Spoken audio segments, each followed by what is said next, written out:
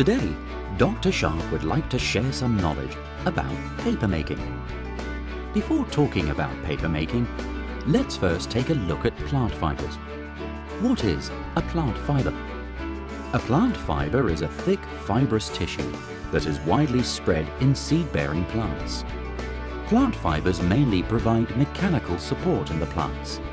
It can be found in many places, such as the stems of the plants, the roots of small iris, and some other plants. The leaves of rami. There can be a strong tenacity fiber in the branches of mulberry. It can also be found very commonly in cotton. Not all plant fibers are the same, because of different locations in the plants. The plant fibers are mainly classified into two categories: the outer xylem fibers and xylem fibers. Some commonly seen plant fibers in our daily lives are seed fiber. It refers to the single cell fibers that developed from the epidermal cells of the seed, such as kapok. Bast fibers. It refers to single fibers or technical fibers that develop from the phloem of some plants. The most common one is linen. Leaf fibers. It refers to the technical fibers that developed from leaves or leaf sheaths, such as sisal and abaca. Fruit fiber. It refers to fiber acquired from the fruit of some plants, such as coconut fiber. Plant fibers can be used to make a lot of things. Textile products, which we use every day, such as quilts and pillows. We can find plant fibers inside them. It can also be used to make ropes. Plant fibers also contribute a great deal to environmental protection. The pots made with plant fibers not only are helpful to the growth of plants, but also can protect the plants in winter. We can also use plant fibers to replace plastic, to make environmental friendly lunchboxes. Finally, let's talk about our today's hero, paper. The main raw material of paper is plant fiber.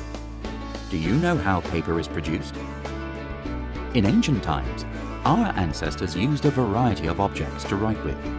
A eunuch named Chai Lun of Eastern Han Dynasty was the improver of papermaking. At that time, Chai Lun learned from the experiences of his predecessors. He thought to use a wider range of raw materials to improve both the technique of papermaking and the quality of paper. Making paper widely accepted by people, Chai Lun first used bark to make paper. Bark is more abundant than linen. The production of paper would be dramatically increased using this. The lignin, pectin, and protein contained in bark are much higher than linen. Therefore, the process of degumming and pulping with bark would be much more challenging than with linen. That's why Chai Lun wanted to improve the technique of papermaking. During Western Han Dynasty, people adopted lime wash in the process of pulping. By Eastern Han Dynasty, plant ash was used in this process instead. Plant ash is of greater alkaline level, so that it could improve the quality of paper. Later in modern times, papermaking was spread and developed in the private sectors. The main processes of papermaking in civil handmade paper mills: forming, pressing, and removing of the paper. In addition to the writing paper that we use most often, there are many different types of paper, such as rice paper for calligraphy and painting, brown paper that has great strength and tough, soft and absorbent toilet paper, crepe paper for handcraft, corrugated paper, and colourful paper jams, and so on. With today's advanced development of science and technology, we have developed a lot of new types of paper. The e-book launched by Amazon makes reading more and more convenient. Metals can also be made into paper by high-tech pressing and processing. US scientists have invented a nanometer paper. It is said to be harder than steel. Stone paper, which is made of basalt.